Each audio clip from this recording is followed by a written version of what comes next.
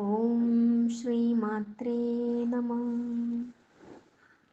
ഈ ഫെബ്രുവരി 4-ാം തീയതി ദേവീ കൃപയാൽ കുടുംബസമേതം ഞങ്ങൾ മൂകാംബിക ക്ഷേത്ര ദർശനത്തിന് പോയി.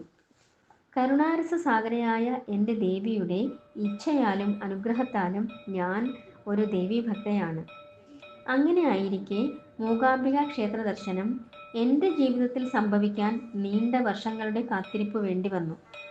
2022 ആദ്യമായി എനിക്ക് ആ ദിവ്യ അവസരം ഉണ്ടായത്. പിന്നീടത് കഴിഞ്ഞ വർഷം ജനുവരിയിലും ഇപ്പോഴിതാ 2026 ഫെബ്രുവരി 4-നും ദർശന പുണ്യം നേടാൻ ദേവി അനുഗ്രഹിച്ചു. കർണാടകയിലെ കൊല്ലൂരിൽ സ്ഥിതി ചെയ്യുന്ന മൂകാംബിക ക്ഷേത്രം ശക്തിയുടെ, ജ്ഞാനത്തിൻ്റെ, കരുണയുടെ സംഗമസ്ഥാനമായി അറിയപ്പെടുന്നു. മഹാകാളി, മഹാലക്ഷ്മി, മഹാസരസ്വതി എന്നീ ദേവീശക്തികളുടെ ഐക്യരൂപമാണ് മൂകാംബിക ദേവി. അതുകൊണ്ട് തന്നെ ശക്തിയും സമൃദ്ധിയും ജ്ഞാനവും ഒരുപോലെ അനുഗ്രഹിക്കുന്ന അമ്മയായാണ് ഭക്തർ മൂകാംബിക ദേവിയെ കാണുന്നത്. എൻ്റെ ജീവിതത്തിൽ മൂകാംബിക ദേവിയുടെ അനുഗ്രഹം വളരെ ആഴത്തിലുള്ള സ്വാധീനം ചെലുത്തിയിട്ടുണ്ട്. അമ്മയെ കാണാനുള്ള എൻ്റെ ആഗ്രഹം വിവരണാതീതമാണ്. അത് അറിഞ്ഞ അമ്മ ആദ്യ ദർശനത്തിൽ തന്നെ വർണ്ണിക്കാനാകാത്ത, ജീവിതാവസാനം വരെ മറക്കാനാകാത്ത ഒരു പ്രത്യക്ഷ അനുഭവം തന്നനുഗ്രഹിച്ചു. അമ്മയുടെ സന്നിധിയിലെത്തുമ്പോൾ മനസ്സിന് അത്യപൂർവമായ ശാന്തിയും സാന്നിധ്യബോധവും ലഭിക്കുന്നു. പ്രാർത്ഥനയിലൂടെ ഉള്ളിലെ ആശങ്കകൾ മാറി ആത്മവിശ്വാസം വർദ്ധിക്കുന്ന അനുഭവം എനിക്ക് ലഭിക്കുന്നു.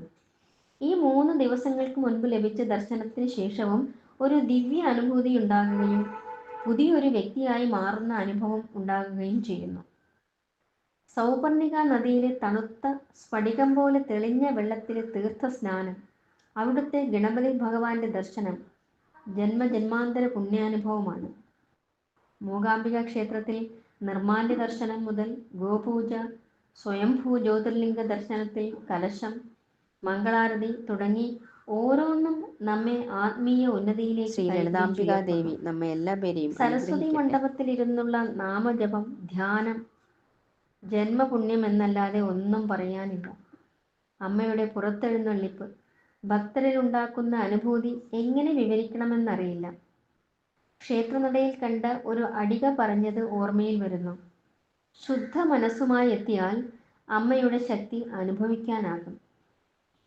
സത്യമാണ് ആ വാക്കുകൾ. ജനലക്ഷങ്ങൾ ആ ചൈതന്യഭൂമിയിലേക്ക് ഒഴുകിയെത്തുന്നത് അവിടെ ഒരു സ്നേഹനിധിയായ അമ്മ